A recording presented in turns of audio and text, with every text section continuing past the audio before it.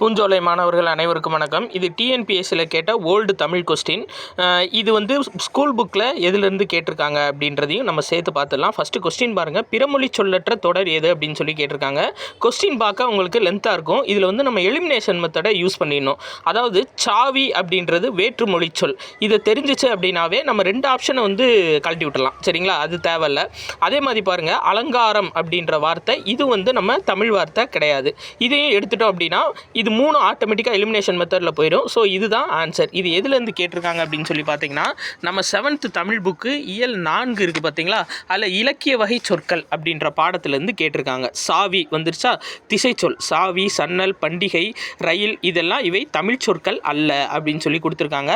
அதே மாதிரி பாருங்கள், அலங்காரம் இது வந்து வட சொல். கமலம், அலங்காரம் இதெல்லாம் வடமொழியில் இருக்கிறது. சரியா? அப்போ பாருங்கள், அலங்காரம் அப்படின்றதுக்கு தமிழ் சொல் என்ன அப்படின்னா ஒப்பனை, ஆரம்பத்தோட தமிழ் சொல் தொடக்கம், அங்கத்தினர் அப்படின்னா உறுப்பினர், தீபம் அப்படின்னா ஒளி, சாவி அப்படின்னா திறவுகோல். இதுதான் நம்ம தமிழ் சொல். நன்றி.